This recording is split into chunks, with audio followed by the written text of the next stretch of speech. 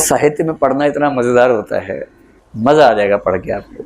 ये तो प्रेमचंद है, प्रेमचंद थोड़ा गोलू मोलू टाइप का लिखते हैं, इसलिए आपको उतना मज़ा नहीं आएगा।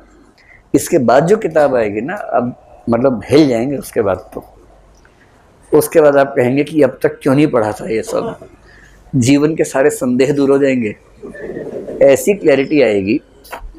जैसे कौन बनेगा करोड़पति में कुछ दिन पहले क्या हुआ, एक महिला अमिताभ बच्चन के सामने बैठी थी, तो अमिताभ बच्चन की वो बहुत बड़ी फैन रही होगी, पगला गई थी अमिताभ बच्चन को देख के, सामने देख के एकदम बोरा सी गई थी। अमिताभ बच्चन कह रहे हैं आप ठीक तो हैं, ठीक ना करिए।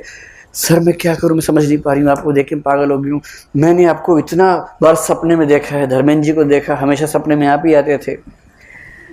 सामने उसका पति बैठा था, तो अमिताभ बच्चन ने हंसी मजाक के मूड में कहा कि आप सपने में मुझे देखती थी, इससे आपके पति को दिक्कत नहीं थी? तो उसने बहुत भोलेपन से एक वाक्य कहा, उसने कहा नहीं सर, आप किसी भी औरत से पूछ लीजिए, सपने में पति किसी को नहीं आता है।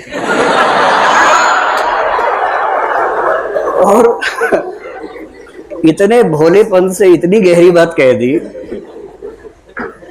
बात मेरे ख्याल सही भी है। किसी को पति सपने में क्यों आएगा, या पत्नी ही सपने में क्यों आएगी किसी को? वो तो जीवन का सच है ही।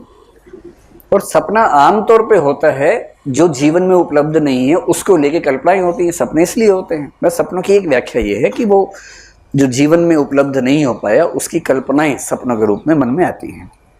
ड्रीम इंटरप्रिटेशन के बहुत सारे तरीके हैं, उसमें से एक तरीका ये है, सिगमंड फ्रॉइड का तरीका ये है। बहुत भोलेपन से बोल दिया उसने, और उसके बाद सन्नाटा छा गया उस सभा में। सब पुरुषों ने घूर के देखा पत्नी को। अब क्या करें।